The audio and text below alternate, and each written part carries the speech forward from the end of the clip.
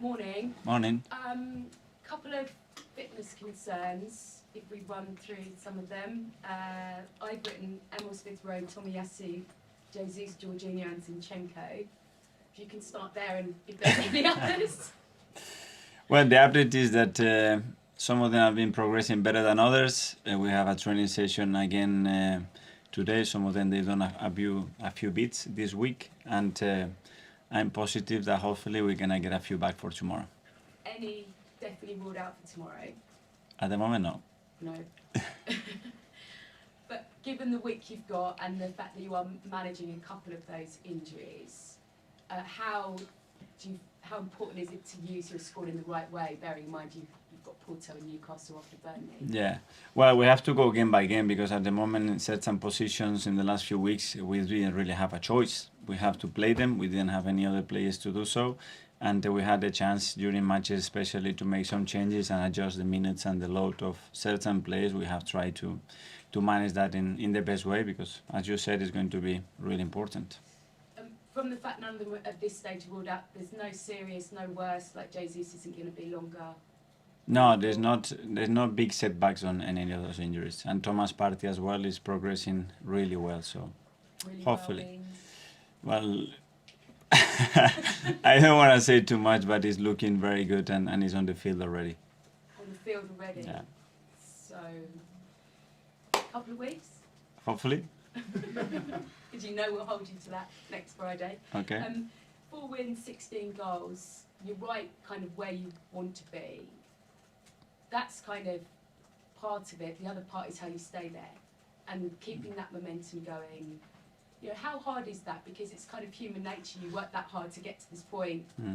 Kind of just want to take your foot off the gas sometimes. So what are you doing to make sure that doesn't happen? Certainly no, because it's the most important part of the season, and we know that every fixture is going to play a significant role in what we want to achieve, and Burnley is the most important one at the moment. It's a team that is extremely difficult to beat. You just look at the results and how teams have draw or beat them, and it's been for very small margins, and they're extremely well coached, and it's a team that is very, very competitive. So we know that we have a very tough match on Saturday, and that's the only focus for us to continue to play with the same energy, the same enthusiasm, and just play the game, compete in the game in the best way possible, and the rest will come.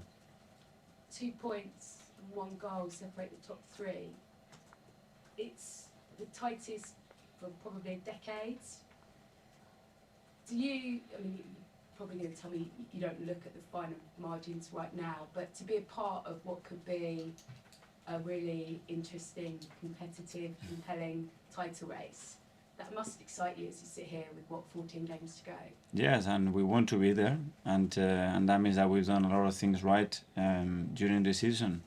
And we have learned a lot of things from last season, so we have shown a lot of level of consistency and good things in the team, and now we want to go another step forward and maintain that consistency, continue to play the way we are playing and perform, and let's see where we get. Just finally for me, we've sat here on a lot of Fridays during the transfer window, and maybe even before, talking about the noise of a striker, and you stood there or sat there and said, I trust my players, I trust my players. You look at the amount of goals you've scored in the last few weeks. How vindicated do you feel, and what on earth did you do in that sunshine to get the results that you have done over the past few weeks, particularly from your strikers? Nothing. Working a team on the strength, and as well the things that we can obviously improve. Sometimes about convincing the players as well to try more, and have more belief and adjust certain things to embrace their qualities and be more difficult to defend at times. And that's a constant evolution that a team needs even through the season, because the opponents are very intelligent and they know what we want to do. Becky from Premier League. Hi, Mikel. Hi. How are you? Good, thank you. Burnley up next. Are you in two companies? Friends? Are you buddies?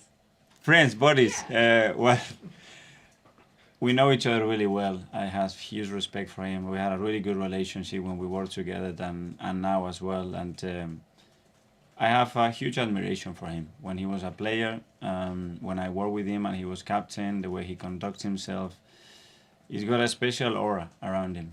He's someone that He's very well articulated. He's got great ideas. He's got a very clear vision of how he wants to play the game. And on top of that, he's got the courage that I love in a coach, in a player. So regardless where it is, he just brings the sleeves up and gets going. And his work ethic is phenomenal. So, yeah. So is that a yes? Is that yes?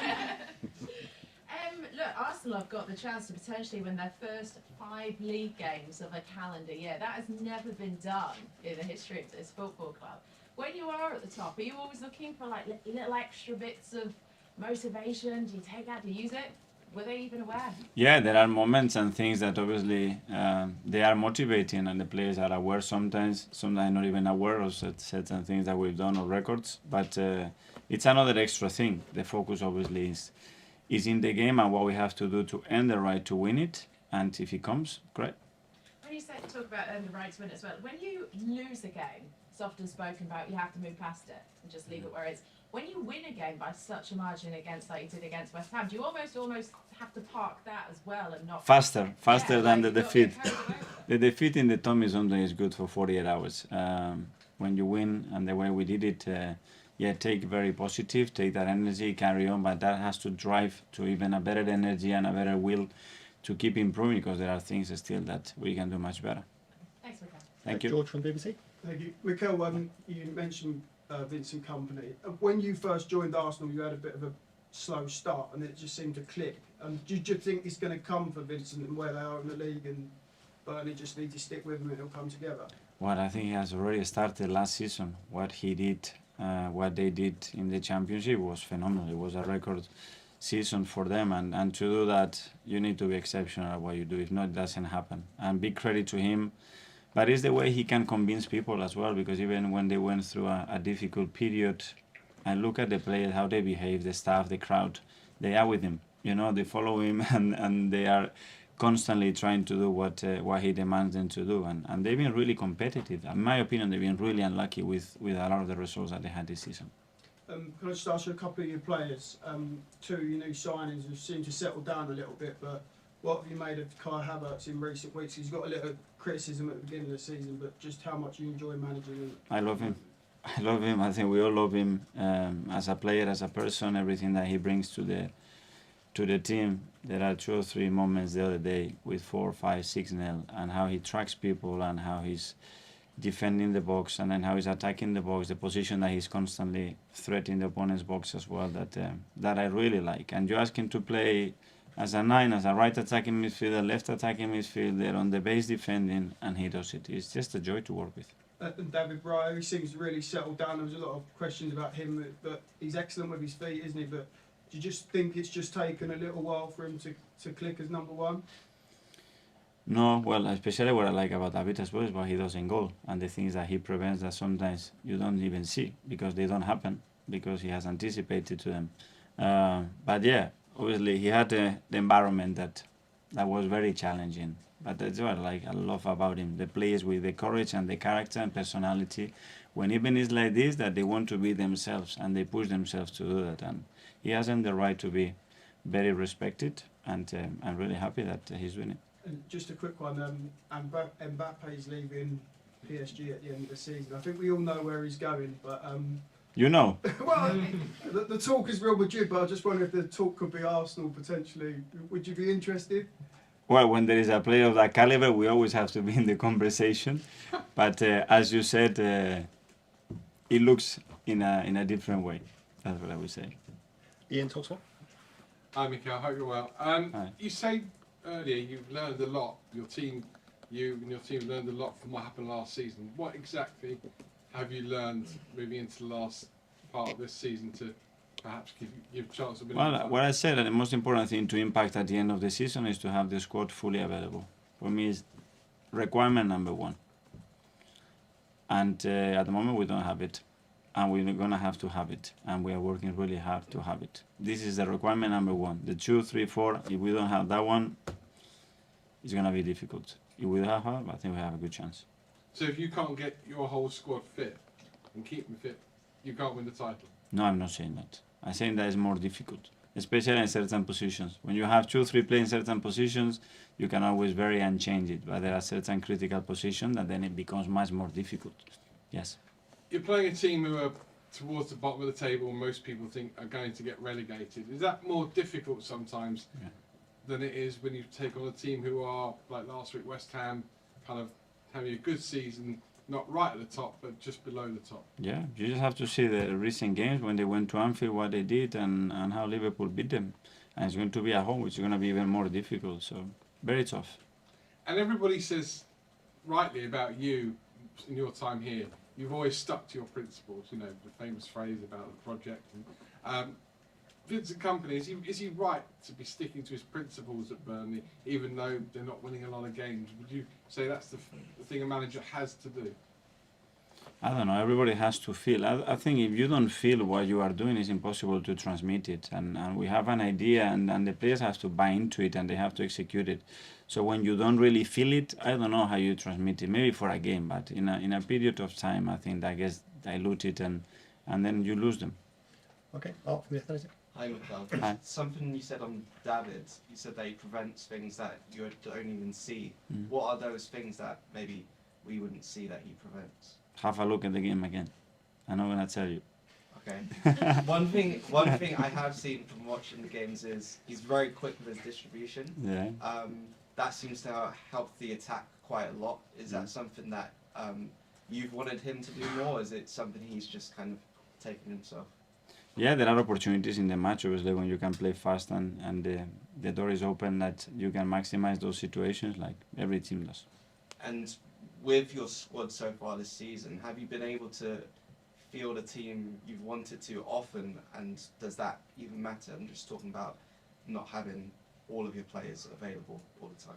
Yeah, but I think it's a great opportunity as well to adapt certain players, you know, in certain positions or roles on spaces, and see how they react, and they are so willing, and that gives you sometimes a different solution that you didn't thought about it, because the situation requires, and when you have players that are willing to change it and to do it, normally good things happen. Okay, Simon from the Standard. Mikel, can I just ask you about Roy Hodgson? Obviously, you Yeah. went into hospital yesterday. Just if you had a sort of message for Roy, and what you think it says a bit about the sort of wider impact of managers and the stresses Yeah. they're working on in the modern era. Yeah, well, I don't know the exact details, and hopefully he's feeling much better. And if that's the case, and knowing Roy, I think he will be in tomorrow. If that's the case, because he loves it so much. But yeah, we all got really worried with the situation, and hopefully he's fine. Do you think for the sort of wider public, it just sort of gives them a realisation of what sort of stress you guys work under? I don't know. There is that part, but there is the part of joy and how beautiful our jobs are as well. But it's yeah, a lot of times it's in relation to where you are, you know. But it's part of the job. Just ask you, when you've spoken a lot about the squad this season, now we've got sort of Champions League, Premier League back. Do you feel like you've got the necessary strength and depth to be able to go for both trophies?